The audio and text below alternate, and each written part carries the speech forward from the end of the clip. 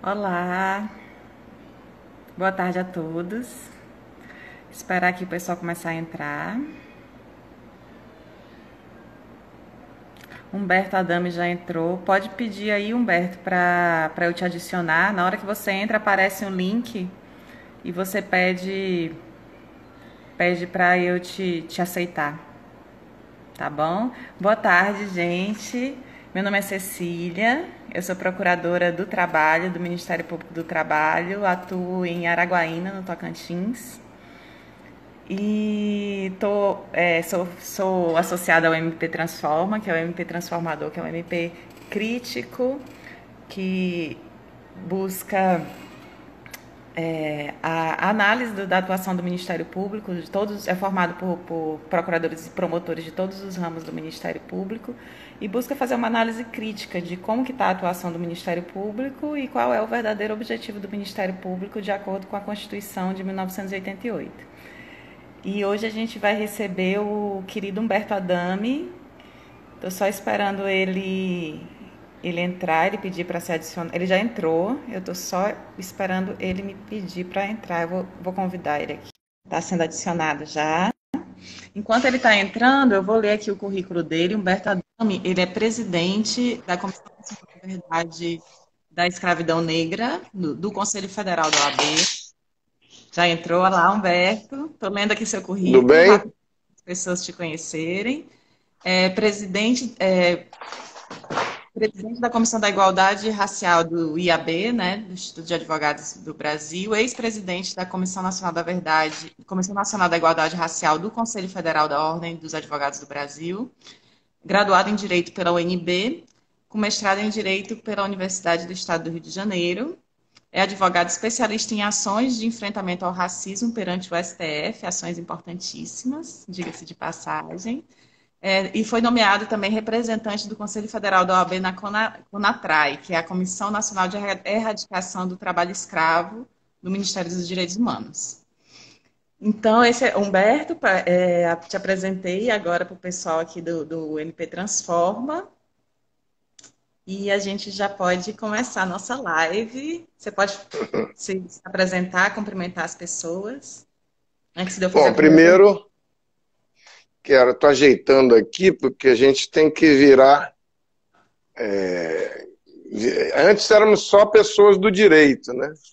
Agora estamos pessoas do direito, da luz, do, de toda uma coisa, e especialmente para os advogados, agora as sustentações orais começaram a ser verdadeiras obras de arte. Você tem que estar o tempo todo treinando em fazer vídeo e mandar, e botar luz e falar. Então, bem, enfim. Então, como já foi dito, eu sou Humberto Adame, sou advogado já há bastante tempo. Eu me formei em 1980, né, na Universidade de Brasília, quando as estatísticas eram de 2 negros para cada 100 estudantes, né? Estava lá nessa época também Joaquim Barbosa, que foi meu contemporâneo de universidade, fomos colegas, meu padrinho do ex-casamento, meu amigo de vida inteira, e a gente sempre tinha pouca gente preta por lá. E também depois eu vim aqui para o Rio, trabalhei aí em Palmas, no estado de Tocantins, como advogado. Fui 34 anos advogado do Banco do Brasil, e trabalhei na Bahia também, aqui no Rio de Janeiro, e fiz 17 anos de associação dos advogados do Banco do Brasil, exatamente quando a gente estava iniciando a discussão dos honorários de sucumbência, junto com Cláudio Lamáquia, que depois veio a ser o presidente do Conselho Federal do OAB. E a vida inteira eu estive sempre presente no OAB. Desde que eu vim para aqui, para o Rio de Janeiro, eu fui primeiro presidente da Comissão de Direito Ambiental da seccional da OAB do Rio de Janeiro, em 91, 93, ECO 93, né? E é uma coisa que eu vejo muita relação com essa questão do meio ambiente, E é ótimo que eu esteja falando com o Ministério Público do Trabalho, mas o Ministério Público em geral, a quem, logo de início, eu agradeço o convite, né, a oportunidade de estar aqui, a honra de estar nessa live com você, Cecília, que gentilmente me convidou. Tenho muitos amigos do Ministério Público em geral, do Trabalho, do Ministério Público Federal, né, e e os Ministérios Públicos dos estados também, e eu sempre atuei. E eu me lembro que nessa parte do meio ambiente, não só a advocacia, mas a sociedade seguiu sempre os passos do Ministério Público, como foi Edson Milaré no início, lá da época que a gente estava fazendo, e acabei por presidir a Associação Brasileira dos Advogados Ambientalistas, né? E bem, aí depois aí fiquei com duas mãos, uma mão na questão ambiental e uma mão na questão racial, e tentando levar, além de ser advogado do banco você lida com o que aparecer. É um generalista especializado em generalidades daquela que tem que ser para resolver tudo. Bem, então, a questão racial sempre me puxou.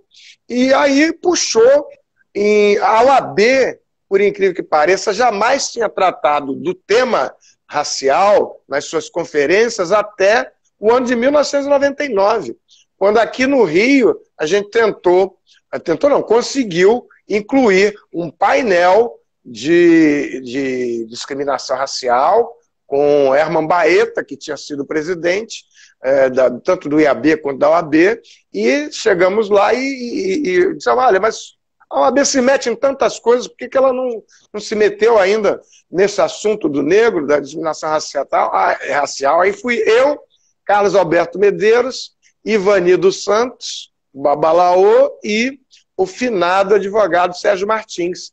Aí o Jorge de Assis, doutor Jorge de Assis, lá de Campos, né, meu querido amigo, e aí o Herman Baeta diz assim, eu guardei um painel para umas ocasiões especiais, vou incluir esse tema, a gente foi lá pedir para fazer um evento especial, eu era coordenador de 4 eventos especiais, na área ambiental, na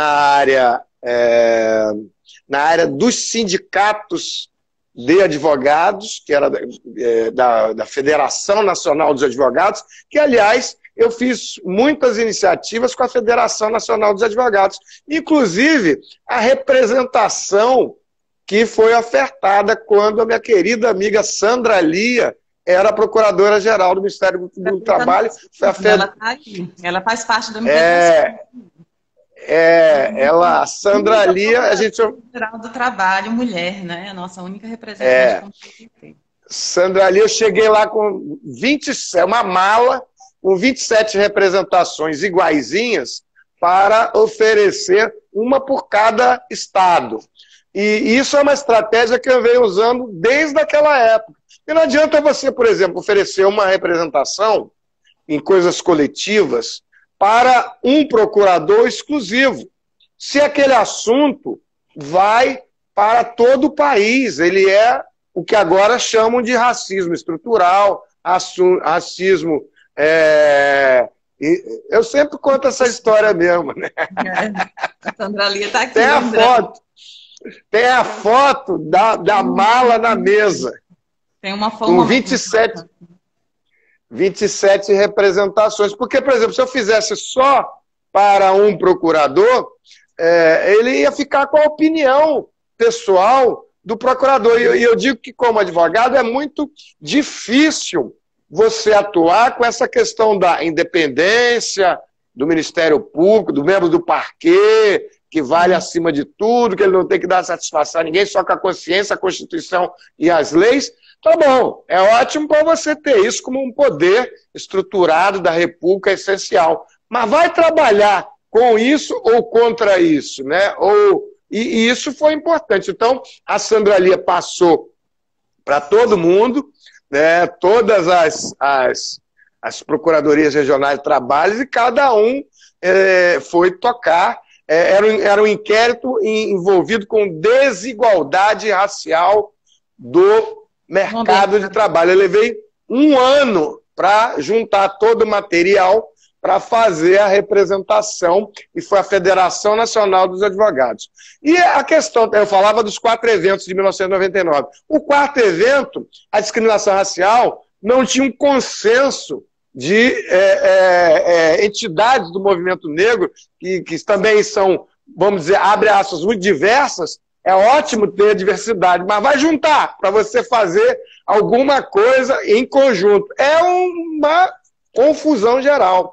E aí, a Federação Nacional dos Advogados fez essa representação e foi um sucesso, porque ela foi depois muito confundida com a questão das cotas, porque estava em andamento a implementação das cotas na universidade, e a discussão toda que teve aqui na UERJ e na UNEB, depois veio a chegar na DPF 186, né? A doutora Ludmila também aqui, minha querida amiga, né?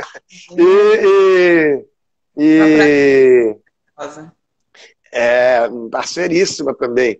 E recebemos ela aqui na OAB do Rio de Janeiro. E aí, enfim, eu saí da questão racial, eu viro ouvidor nacional da igualdade racial, com o ministro Edson Santos. Eu trabalhei com 3 ministros: o ministro Edson Santos, o ministro Eloy Araújo e a ministra Luísa Barros um pouquinho. E aí, você sai do seu escritório, da sua vida privada, e vai para essas coisas, para esses lugares, e você vai para lá para promover modificações no chamado, agora hoje está muito em voga, o racismo institucional, o racismo estrutural. Mas você vai lá, não vai para ficar discutindo mesas e cadeiras. Eu tenho tantas mesas, eu tenho tantas cadeiras. Vai lá para fazer 1000 confusões. E eu combinei com o ministro Edson Santos o seguinte: se você não estiver aqui, ministro, que me convidou, eu não era de partido nenhum, diz assim, não, se eu quisesse alguém de partido, eu não tinha chamado você, porque você nem é do meu partido. Eu não sou de partido nenhum. Eu vim aqui para abalar Bangu, né? E a ouvidoria da CPI, ela fez muita diferença, especialmente com ofícios, levando a questão para os ministérios, vários ramos do Ministério Público, federal, dos estados, do trabalho, tudo era de interesse público na questão racial. E com isso, e também para o legislativo, para as câmaras de vereadores, câmaras dos deputados, tribunais de justiça, porque os crimes raciais, e muitas vezes as pessoas não têm como se defender, eles têm que se valer de tudo. As defensorias públicas estão fazendo um excelente trabalho. Você imagina que em 1999, não tinha tanta gente assim envolvida nisso. Ou seja, e aí nós fizemos muita confusão.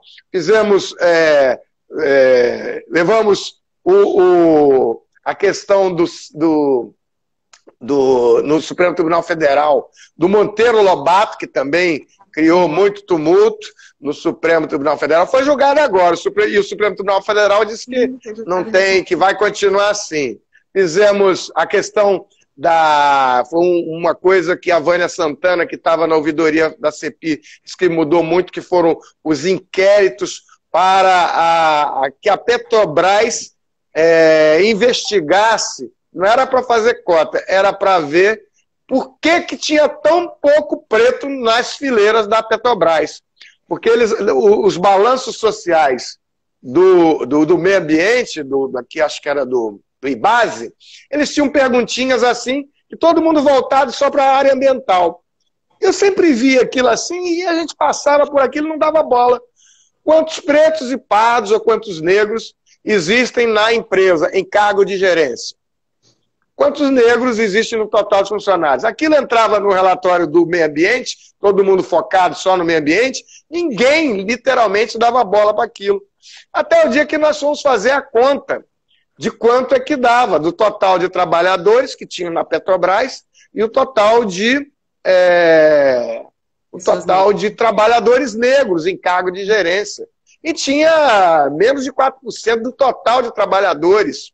Depois chegou-se à conclusão que era um erro na autodeclaração e porque as empresas que eram contratadas para fazer o CAGED eram terceirizadas. Então o sujeito botava branco de cima e embaixo. E aí foi uma briga também, porque os sindicatos não queriam fazer essa autodeclaração. Agora, voltando a essa questão, inclusive desse período do governo Lula, governo Dilma, que foram governos progressistas, né? E eu vou falar um pouco da Comissão Nacional da Verdade da ditadura, e eu já faço aqui um imenso parêntese, que o que eu vou perguntar não diminui em nada a importância da Comissão Nacional da Verdade da ditadura. Aconteceram muitas violações aos direitos humanos nesse período, dos anos 60, anos 70, anos 80, e eu não estou de forma alguma minimizando a importância da comissão, e nem minimizando o tamanho da violação aos direitos humanos que aconteceram no período da ditadura empresarial militar no Brasil. Porém, eu queria te fazer um questionamento, porque a Comissão da Verdade, né, que tem como objetivo esclarecer e buscar os registros e fatos e circunstâncias nos casos das graves violações de direitos humanos praticados durante a ditadura, ela foi criada por lei, que é a 12.528, sancionada pela presidenta Dilma Rousseff em 2011. Houve uma solenidade, participou Fernando Henrique, Lula, todos os presidentes da época democrática, Collor, Sarney. Foi muito festejada a criação dessa comissão, mas nunca houve no Brasil a criação pelo Estado, né, brasileiro de uma Comissão Nacional da Verdade para a escravidão negra, né? Essa escravidão negra que durou 400 anos e perpetrou muitas violações aos direitos humanos, né, até pela duração e pela gravidade, pela severidade das torturas e das violações, numa quantidade aí aproximada de 5 milhões de africanos que foram trazidos, além dos seus descendentes, né, porque durou 400 anos, que foi um verdadeiro holocausto para o povo negro, né, que é como a Marimbane fala, foi uma AFA, ela usa esse termo Maafa para falar desse grande desastre que foi a escravização. E, apesar de tudo isso, nunca foi criado pelo Estado uma Comissão Nacional da Verdade. Precisou a OAB vir à frente, pegar esse protagonismo e criar a Comissão Nacional da Verdade da OAB, né? E eu queria que você me fizesse uma reflexão sobre isso. Por que o Estado não criou da ditadura, mas não criou da escravidão, né? E o que levou a OAB a criar essa comissão? Bom, primeiro, como eu disse, eu estava na área ambiental, caminhei para a área racial aos pouquinhos, mas quando eu fui chegando, eu também vi que tinha uma forma de trabalhar que não era a forma como eu lidava com as questões da área de direito, com a advocacia, especialmente das grandes corporações, é conflito o tempo todo, você vive lá, muito processo de conflito, você se torna um especialista de briga judicial o tempo todo, permanente, de forma muito intensa. E essa sempre foi a minha pegada. Você passeia o Código de Processo, então, nesses casos de cobrança, você passeia o Código de Processo inteiro, todos os incidentes processuais, você vai para lá. E a advocacia dos direitos humanos nem sempre tinha essa mesma pegada, né? E eu reclamei muito que quando eu fui ver com os militares, as próprias ONGs, elas tinham uma advocacia que era com muita dificuldade, alguns militantes que estavam ali e indo fazendo essa advocacia, mas que não tinha a mesma pegada de enfrentamento. E aí, eu então passei 15 anos com a advocacia das ações afirmativas. Primeiro com os cotistas aqui do Rio, da UERJ. Você acredita que aqui na UERJ, nas primeiras ações dos cotistas, a Defensoria Pública e o Ministério Público do Estado disseram que não iam defender os cotistas raciais da UERJ porque a cota era inconstitucional. E não defenderam, precisou o Frei Davi ir lá um tempão, teve 300 mandados de segurança, os juízes começaram a declarar inconstitucional a cota, e aí deferir a vaga que era do cotista para o não cotista.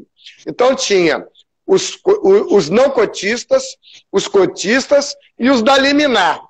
Aí foram 260 liminares do juiz de primeira instância, sempre dizendo que a cota é inconstitucional. E aí, a reitora, que foi depois a ministra Nicéia Freire, que depois foi ministra da Mulher, até por sugestão nossa, Sérgio Abreu, do Luiz Fernando Martins, que também foi ouvidor da CPI, ela foi ao presidente do Tribunal de Justiça e disse, olha, não vai caber na universidade, né? Os da cota,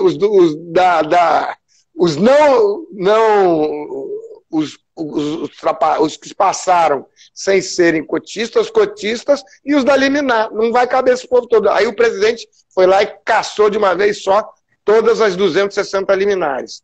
E ainda tinha a fraude.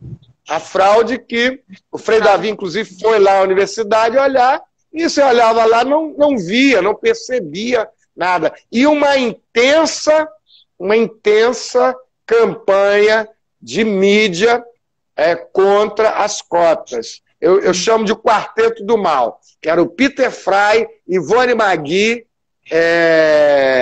Ali Camel, e o que está fazendo cara de bonzinho hoje na Globo News, aí César ou Magnoli.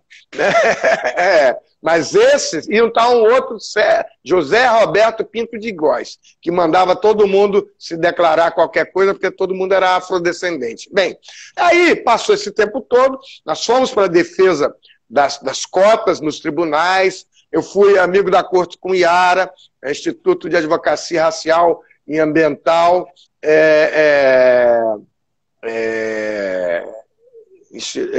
Instituto de Advocacia Racial e Ambiental, o IARA, e aí, com isso, nós somos amigos das cortes. Até que chega lá na audiência do Supremo Tribunal Federal, e aí eu não podia participar, porque eu já estava como ouvidor. E o ouvidor dizia para o Edson, olha, se não tiver alguém aqui pedindo para me demitir, exonerar, denunciando o ouvidor não está trabalhando. Aí você diz que vai me demitir, coisa e tal. Então eu fui para lá para fazer muita confusão, e fizemos muita confusão. A gente fez muita defesa, e tem casos...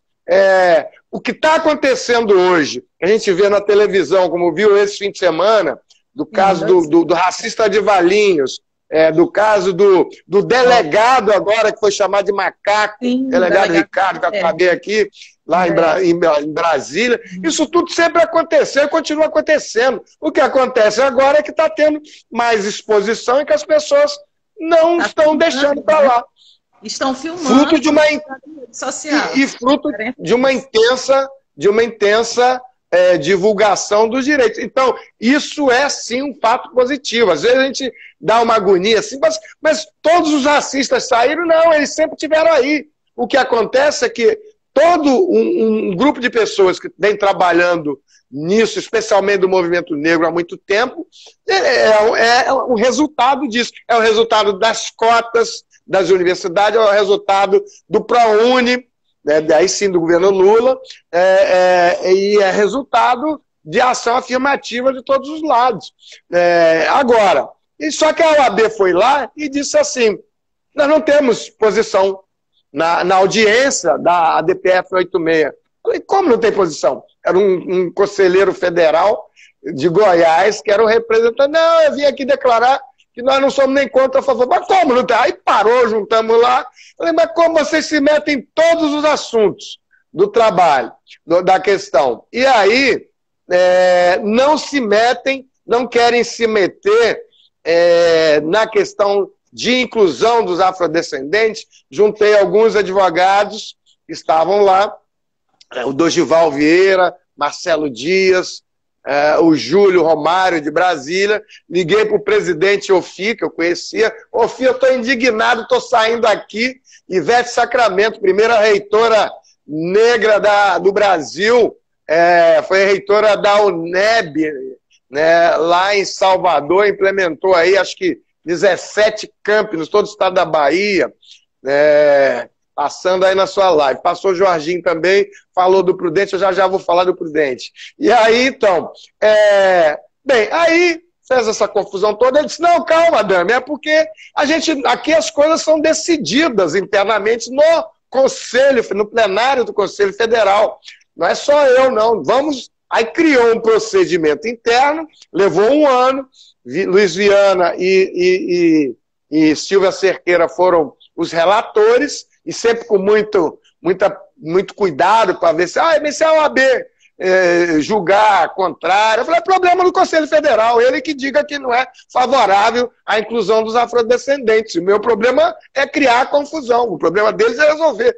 E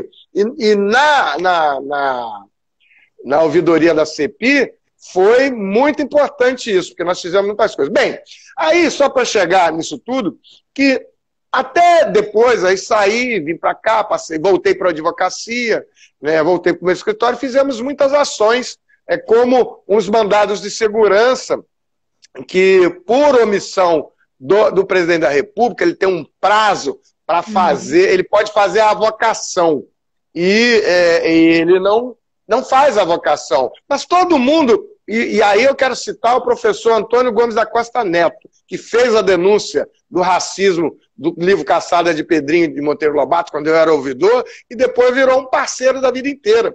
Ele construiu uma tese que você vai, com base no Decreto-Lei 200, você vai fazendo os recursos administrativos da Administração Pública Federal. Como todo cidadão tem direito, você pode ir lá, tem uma decisão, recorrer, até que você chega a recorrer ao presidente da República, que é o chefe de todos os funcionários públicos. E aí ele ainda pode pedir para fazer uma avocação. Aí o presidente da República pode fazer uma avocação. Ele pode decidir que sim ou que não. Ele só não pode não decidir no prazo que ele tem. E ele jamais decidiu. Isso abriu sempre a porta para a gente ir para o Supremo Tribunal Federal. E é assim que a gente chegou com o Monteiro Lobato, que o ministro Fux deu o presente de abrir uma audiência pública no seu gabinete sobre o Monteiro Lobato. E aí eu vejo, hoje meu filho está fazendo... com 23 anos aqui, e dentro da escola da UERJ, toda quadradinha lá, não, mas não cabe. Eu falei, tá bom. E onde é que você viu falar que tem audiência de conciliação no mandado constitucional, mandado de segurança constitucional, no Supremo Tribunal Federal? Não vai ter em lugar nenhum isso. Uma audiência que você chega lá, o senhor ministro, aí ele vai perguntar, o senhor quer fazer acordo? Isso não tem lugar nenhum. E foi o que aconteceu no caso do Fux. Então, a advocacia é um lugar de ousadia, é um lugar de bravos, é um lugar que todos a gente tem que ter sempre o exemplo do Sobral Pinto. E é isso que o Felipe Santa Cruz está fazendo agora na presidência do Conselho Federal, e também aqui Luciano Bandeira. E aí eu queria falar do Wilson Prudente, que o Jorginho me lembrou aqui. Wilson Prudente, a quem eu quero render todas as homenagens do Ministério Público brasileiro, foi um grande amigo, um grande militante do movimento negro e um grande procurador do trabalho também. Ele merece todas as nossas homenagens. Muita gente não sabe, mas eu tenho uma casa em Itaipu, aqui pertinho do Rio, 1 hora, e o Prudente morava lá em Itaipu. Então, todos os fins de semana a gente se reunia lá, debaixo do pé do cajueiro, e a gente combinava muitas estratégias a vida inteira. Com todas essas coisas, a gente conversou muito, e aí a gente chega na Comissão da Verdade da Escravidão. Chegou um ponto que hoje está claro isso, naquela época não estava, para muita gente, mas para mim, olha, a ação afirmativa, a questão das cotas, e eu peguei isso fazendo vários amigos da corte. As pessoas não sabiam, todas as vezes. Hoje o pessoal acha, mas assim não está bem feito. Tá bom, então vai pensar como é que era para fazer antes do primeiro ter sido feito. É que nem o ovo de Colombo, né? É muito fácil você dizer depois que o cara bateu lá. Mas quando ninguém tinha feito amigo da corte nenhum, você juntar o movimento, as entidades do movimento negro, eu peguei procuração de 16 entidades do movimento negro para 2 ADIs, ações diretas de inconstitucionalidade, que jamais chegaram a ser julgadas, que foram das cotas da UERJ, e que toda vez que ia começar para ser julgada, o Frei Davi corria aqui, fazia um acordo, mudava a legislação, e aí o entendimento era que, na época, a mudança da legislação de origem fazia extinguir a ação. Então, 3 ações eu perdi, porque de julgar, de estrear no Supremo Tribunal Federal, porque não teve foi extinta a ação, mas que foi muito importante em como fazer amigo da corte, que ninguém sabia naquela época. A gente também teve que aprender. O Prudente, inclusive, tem um caso... A primeira vez que nós ficamos uma semana para que as entidades do movimento negro, a petição estava pronta, decidissem se ia dar procuração ou não ia. E eu não tinha nenhuma entidade, por isso que foi criado o IARA. E daí aquela, não vai dar, não vai dar, precisou o Prudente vir, ler a petição, aí foi lá se reunir com o Babalaô, Ivani, levou a tarde inteira, depois voltou e disse, não, a procuração vai chegar aí. Ficamos esperando até 7 horas da noite para, enfim, a procuração chegar da coisa. Aí depois falou, vamos fazer uma entidade que a gente não precisa perguntar mais ninguém. Agora é assim, 48 horas, quem quer vem junto e quem não quer não precisa vir. E aí os amigos da corte foram andando e aí ficou muito claro que a ação afirmativa ela é insuficiente para todo o horror da escravidão negra. Porque, afinal de contas, a gente está tratando de quê? Umas vagas na educação, umas vagas no emprego público, né? Isso é muito pouco para todo o horror da escravidão. E aí eu não aguentava mais discutir cota. E aí eu disse, e aqui eu sempre vi o Iedo Ferreira falando muito aqui no Rio de reparação da escravidão. Eu nunca quis me meter muito, porque você tem que separar cada assunto que você vai ver. E aí eu vi alguns trechos de exatamente desses comentários. Mas por que tem... você tem a Comissão da Verdade da Escravidão Negra, a Comissão da Verdade da Ditadura, que foram uns 20 e poucos anos, e tem todas as razões possíveis, e o sofrimento da população negra não tem nada, nem um pedido de desculpa. Quer do Estado, quer das classes dominantes, quer das esquerdas também, né, e que falam tanto do Estado, da defesa do Estado Democrático de Direito, mas parece que é um Estado Democrático de Direito que só lida com uma parcela da população. Esses outros, que são os mais pobres, que por acaso são os mais pretos, né, continuam aí do mesmo jeito do dia 14 de maio, lá do dia do pós-abolição. E aí nós, então, pensamos o seguinte, vamos fazer a Comissão da Verdade da Ditadura. Só que eu não achava que ia ser... Aí chamei o Prudente, chamei o Marcelo Dias, chamei a desembargadora Ivani Caetana, chamei o desembargador Paulo Rangel, chamei o Nilson Bruno, e como eu era vice-presidente da Comissão da Igualdade do Conselho Federal, a gente conseguiu um espacinho num auditório dentro da conferência de 99, de 50 pessoas, quando todos os auditórios da OAB eram de 700 pessoas aqui no Rio Centro, né, aquelas coisas grandiosas, o nosso era de 50 pessoas lá. E com isso a gente conseguiu fazer a proposta de Comissão da Verdade da Escravidão Negra, que foi acolhida pelo presidente Marcos Vinícius Furtado e que levou... que tinha sido o mesmo com que tinha sido relator daquele evento de 99. Ele diz, a gente já fez isso aí antes. E aí, a Comissão da Verdade, ela começa... Aí fizemos uma metodologia onde ela respondia 3 perguntas. Onde, quando e como foi praticado o crime da escravidão e cuja a responsabilidade de reparação deveria recair sobre o Estado brasileiro, desde a época do Império até hoje. O Prudente diz assim, ele vai muito bem, obrigado, está muito bem, vivo e forte aí, o Estado brasileiro. A coroa portuguesa e a Igreja Católica. Por quê? E ainda lembrando Wilson Prudente, ele dizia o seguinte, ele que me ensinou, inclusive, a CISA e a meia-CISA, que eram impostos cobrados na chegada de cada africano escravizado legalmente, e que era dividido entre a coroa portuguesa e a Igreja Católica. Então, eu fui chamando todos eles lá no meu escritório, o Prudente também, e aí, a partir daí, nós passamos a funcionar coletivamente. Foi redigida a metodologia, e aí, em pouco tempo, a gente estava tomando posse. Foi aprovada a metodologia, e logo a seguir, nós chamamos um monte de gente e fizemos a festa de posse. Tá aí, tem quem quiser ver vídeos, tem no canal do AB, tem no meu canal de vídeo, @Humberto Adame, do YouTube, a gente tem lá todas essas coisas. Bem, e aí começamos a trabalhar. Aí uma galera queria o seguinte... 2014, né? Começou em 2014, né?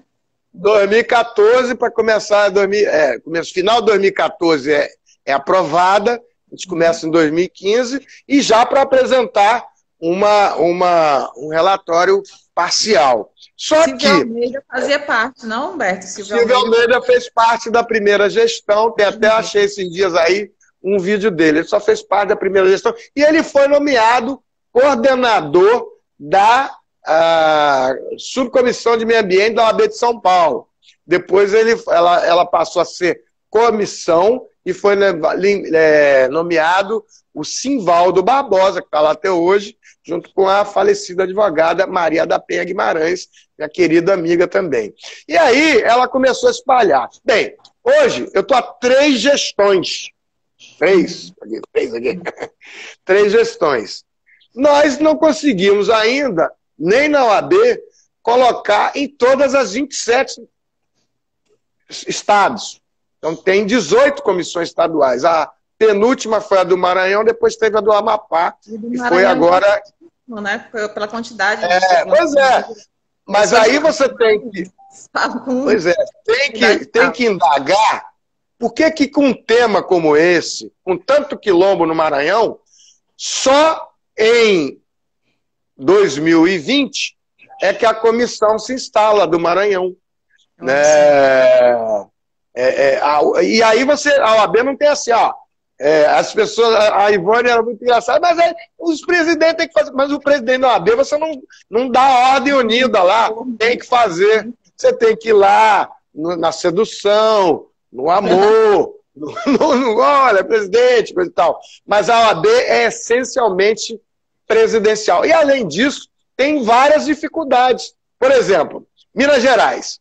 O Marcos Vinícius, vem cá, Adame, vem cá, aqui o presidente de Minas Gerais, vamos botar a comissão aqui. São 840 municípios em Minas Gerais. É o estado que mais municípios tem. Aí você vai falar com o então presidente lá, doutor Luiz Cláudio, ele diz assim, mas Adame, eu não tenho ninguém que trabalhe com essa temática. Não é possível. Aí certo. Não tinha mesmo. E aí disse, mas tudo bem, ô Luiz Cláudio, quantos conselheiros você tem no seu conselho seccional? 120 ou 160. Isso é fácil. Bom. E quantos são os pretos? Preto é fácil, só tem um, lá o Daniel, que é advogado sindicalista. Falei, vamos começar com esse, porque esse sabe o que a gente está falando. E começou o doutor Daniel Dias Moura, que veio, Ricardo Almeida, meu colega de Colégio Marista de Brasília. E aí, aí o Daniel fez um trabalho fantástico lá, sempre tentando cair para a questão do trabalho escravo, que foi outra confusão que eu me meti lá, por conta é o meu? O sorriso? Eu acho que é o seu, Cecília. E está elogiando o sorriso lá, não é o meu. E aí, na comissão de Minas Gerais, por conta do Ministério Público do Trabalho, dos auditores fiscais de Unai, muito a questão do trabalho escravo análogo à escravidão lá, é muito forte. Eles queriam, desde o início, partir para o trabalho escravo. Eu falei, espera um pouquinho, vamos falar primeiro de levantar essas pistas e provas da escravidão, e aí depois a gente não vai nem fazer agora a reparação direta. Porque as iniciativas de reparação direto, as iniciativas de reparação que partiram, por exemplo, na Bahia, com o Fernando Conceição, na ida de 80, e em São Paulo, com a vereadora do PT, Claudete Alves, seguindo o movimento americano reparational. Ela foi na viagem do IVLP, International Visitor Leadership Program. Eu também fui aqui pelo consulado americano, um programa que muita gente já foi. E lá ela voltou seguindo o movimento reparational na década de 90. E aí ela faz uma iniciativa, mas aí coloca um valor de reparação. Ato contínuo, a conversa acabou. Tanto o Fernando Conceição, que colocou um valor em dólar, quanto da Claudete Vieira, ela fez uma representação no Ministério Público Federal, é o procurador Soyame, procurador federal aqui, que está aqui no Rio agora, e aí ele acabou fazendo uma recomendação para a CPI. Ora, a CPI não precisa de recomendação. A CPI são as únicas pessoas que já têm tudo no âmbito do governo federal já recomendar. O que a gente precisa é um ministério, sempre assim, precisa de um Ministério Público absurdamente sem nenhum tipo de campanha, uma coisa assim, ele diz assim, mas tem que ser seduzido, é uma outra palavra que sempre uso. Não, eu quero um Ministério Público para esse tempo que nem o leão da Receita Federal. Vai dever o leão da Receita Federal para ver a compreensão que ele tem para quem está devendo a Receita Federal. É nenhuma. Então, na questão racial, o Ministério Público ele tem um trabalho importantíssimo, porque é o que a gente está vendo aí. A dificuldade de você ter no balcão das delegacias, todas essas atividades, mesmo que a polícia, elas têm fiscalização no Ministério Público. Eu acabei de fazer uma proposta para a OAB, e por que não acontece? Você vê aí, todos os dias tem assassinato diário de policiais contra cidadãos brasileiros negros que não tem nenhuma, não tem nenhuma apuração. O sujeito, como dizia a desembargadora Luz Linda, mata-se negros como frangos no meio da rua.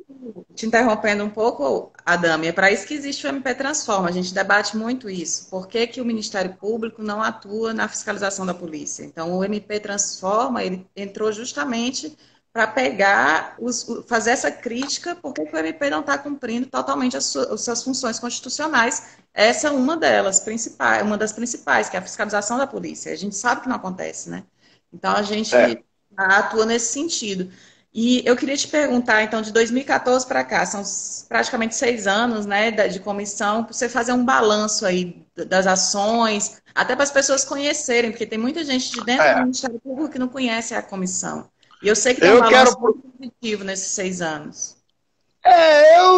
Eu me cobro muito, eu acho que, na verdade, muita coisa ficou, e muita gente cobra mais. Você tem uma galera que quer, e é um legítimo movimento, que quer que se cobre a reparação da escravidão dos herdeiros, dos donos das fazendas escravocratas e dos negócios que tiveram lucro, o que não é muito fácil.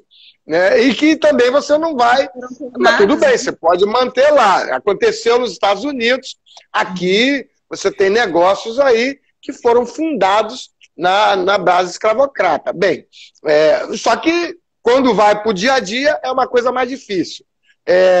A primeira coisa que eu estabeleci foi essas comissões estaduais e comissões de subseção, as que municipais.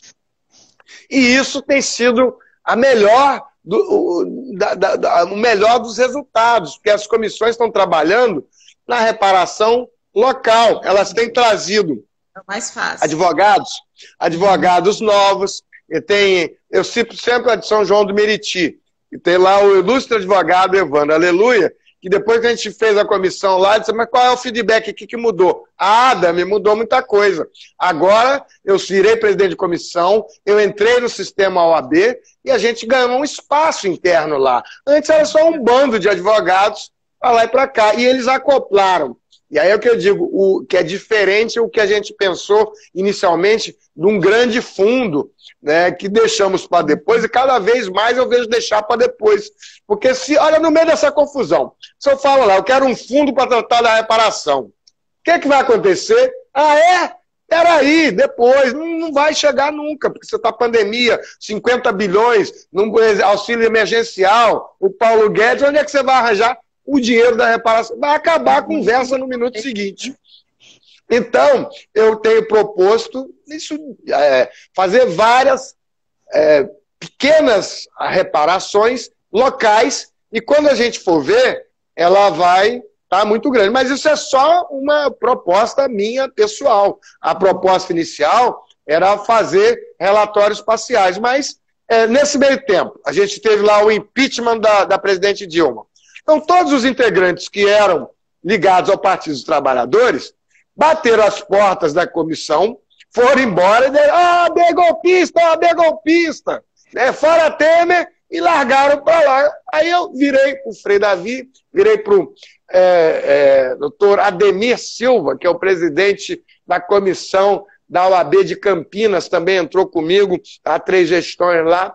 O que nós vamos fazer? Ele disse assim, nós vamos levar a comissão para frente. Esse pessoal esquece, primeiro está confundido com partido político, não é para fazer, especialmente aqui na OAB, o motivo da intervenção do Santa Cruz aqui, e que eu acabei acumulando a comissão nacional, que me deu um trabalho danado, com a estadual. E agora veio a do IAB, que a Rita Cortez soube que a gente tinha, eu e o desembargador André Fontes, que era o presidente do Tribunal Regional Federal, contamos para ela, nós quase fomos expulsos do IAB há 20 anos atrás, porque quisemos uma comissão da igualdade racial lá, e colocamos na tal conferência de 99, uma confusão danada, e a gente acabou se afastando do IAB, ficamos só como membro. Falei, como é que é? Pois eu vou recriar essa comissão semana que vem, você vai ser o presidente e o André o vice. E estou lá eu como vice-presidente da 3ª comissão do IAB, e isso a gente fez um trabalho fantástico, que é um parecer que já está em 80 páginas, já foi aprovada na comissão, sobre aspectos jurídicos da reparação da escravidão. Eu vou ter uma live com a Rita Cortez dia 24, e é nesse aspecto que eu acho que a gente pode fazer. Eu fiz 2 acordos de cooperação técnica do IARA, Instituto de Advocacia Racial, lá na época da Sandra Lia, sobre a investigação da desigualdade racial no mercado de trabalho. Eu queria propor renovar esses acordos de reparação, de cooperação técnica, seja com o IARA, seja com a OAB, tem que ver o que os dirigentes máximos, a diretoria da OAB, se vai querer fazer ou não. Mas com o IARA, eu já posso garantir, e fazemos um acordo de cooperação técnica para tratar dos temas da reparação. Porque hoje, se a gente fosse entrar com uma inicial de reparação da escravidão aí, ia ser muito difícil. Eu acho que a gente precisa trabalhar com o Supremo é bem difícil, né? O contexto que a gente está agora. Mas é que o clima... Não, isso vai ser difícil de qualquer jeito. Mas o Iedo Ferreira tem dito o tempo todo. A reparação da escravidão, a escravidão é considerada um crime da história. É um crime de lesa humanidade. Ela é imprescritível. Ora, se ela é imprescritível, a gente tem que tratar da reparação. Tem que tratar de levantar isso e ver como é que ela pode se dar. Ela pode se dar por mais política pública, ela pode se dar por, pelo menos, a discussão das cotas, porque até hoje você ainda está aí com essa discussão. E as cotas são uma merrecazinha. Né? E você vê quando você sai agora, os cotistas da UERJ, eles estão se formando no doutorado, eu conheço vários. Tem cotista da UERJ que entrou perseguido, e a discussão era a Bolsa Permanência, e aí você vê os caras se formando em Harvard, se formando na UERJ, se formando na USP, né, doutores. E essa galera está chegando aí para vir. Ela vem com uma outra cabeça. Eu digo, olha, eu sempre sou um mau exemplo, porque eu acho que a vida inteira eu trabalhei só com a advocacia e não era parte disso. Eles estão com uma outra pegada de profissionalismo, de não trabalhar de graça, de todo o trabalho que tem para o branco remunerado tem que ter para o preto também. Eu nem sempre fiz questão disso, a gente sempre teve um pouco de militância, mas eu acho muito importante essa pegada nova deles. Adame, mas a comissão também tem feito um trabalho interessante de reparação simbólica, né? Que eu acho importante. Sim. Vocês fizeram com o Luiz temos resultados. Tudo você tem que ter resultado. Então, nossos resultados primeiro. Estabelecimento da comissão estadual em 18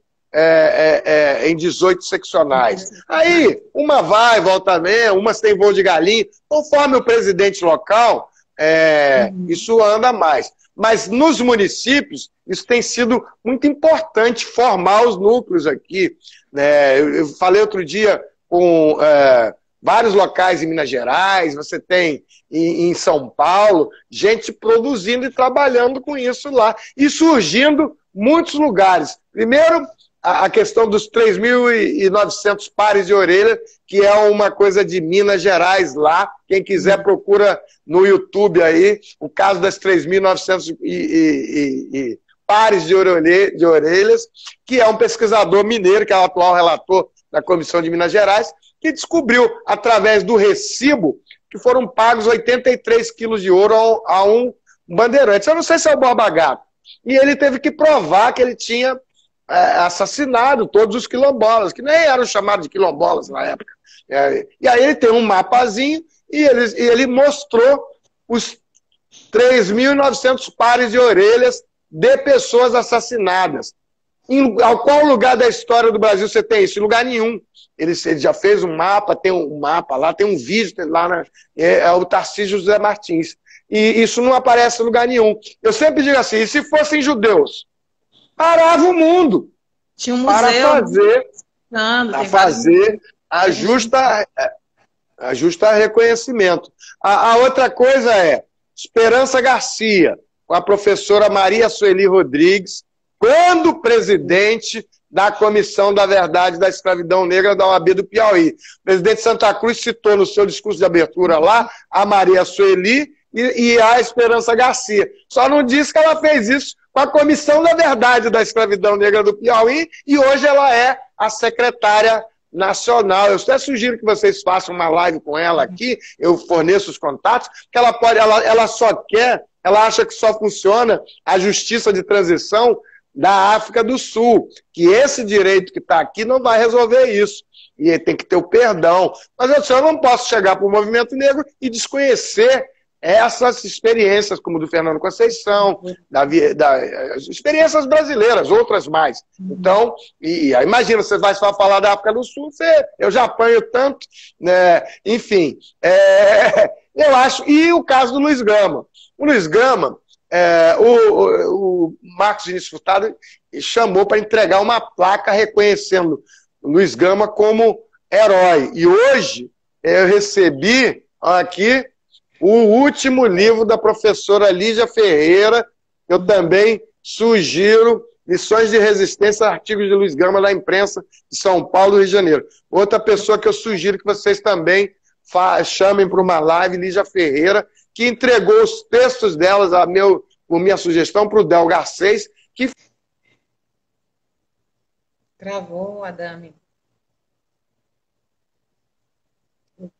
Caiu não, só travou um pouquinho. Vou continuar. Que fez a peça do Luiz Gama, que o Del Garcês juntou. Eu virei, Del Garcês, por que você não pega as poesias do Luiz Gama e começa a recitar? Isso lá no Troféu da Raça, da Universidade Zumbi dos Palmares, que é presidida pelo José Vicente, que hoje é o vice-presidente da Comissão da Verdade da Escravidão lá. Já há muitos anos que eu sou conselheiro lá da Universidade Zumbi dos Palmares e que está de pé lá e que trouxe muitas coisas. E aí o Del pegou, aceitou a sugestão, falou com a Lígia deu os textos e a peça está em cartaz há 5 anos. E só tem patrocínio da OAB. Né? Leva ele para aí. Leva ele para ir para o Ministério Público de todo o país, porque é, na verdade, a ressurreição de Luiz Gama, porque é a própria palavra do Luiz Gama. Então, e aí nós fomos entregar lá esse reconhecimento do Luiz Gama. Também tem um videozinho lá, o Silvio Almeida era o presidente do Instituto Luiz Gama, mas estava lá o Fábio Comparato. Eu conheci a história do Luiz Gama desde o Fábio Comparato, que numa das conferências nacionais, ele foi receber a medalha Rui Barbosa, que é a medalha mais importante da OAB. O Rui Barbosa disse que ele queimou os documentos, ele só queimou um pedacinho. Não foram muitos, não. E foi para não dar a reparação para os donos de escravos, que queriam reparação pelos escravos que eles perderam. O Banco do Brasil afundou. Eu falei isso no dia que eu fui entrevistado lá pelo Lázaro Ramos, é uma das coisas, e naquele filme também, A Última Abolição. É uma das coisas que tem chamado muita atenção aí, e essa coisa que o Rui Barbosa queimou os documentos, que não tem... Não é verdade, ele queimou um pouco dos documentos, mas os que estavam no Ministério da Fazenda, né? Os que estavam... Ele era ministro da Fazenda. Muito pouca coisa.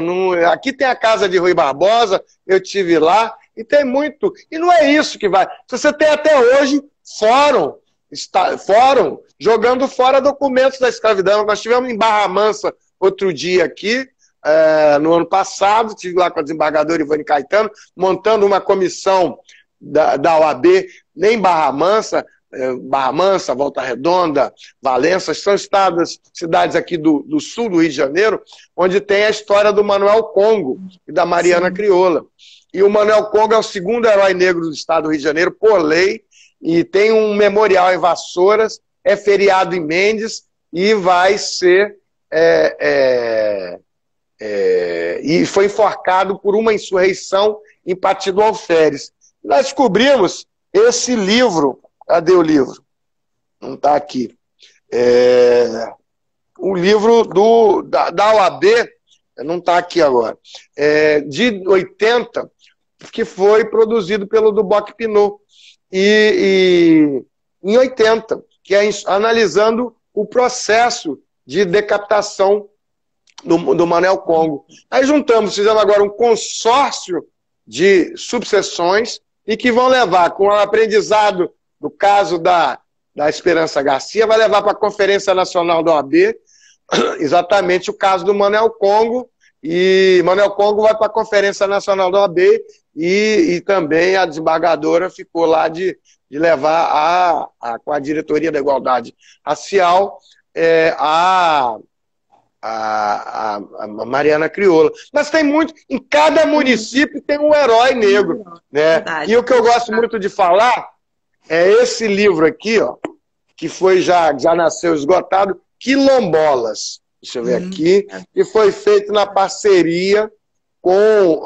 Está esgotado, lamentavelmente, mas pode escrever para o Tribunal Regional Federal da Primeira Região e pedir lá aspectos políticos, jurídicos e políticos públicos decorrente à ADI 3239.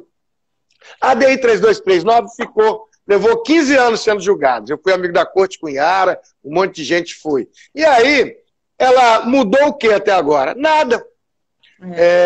E aí...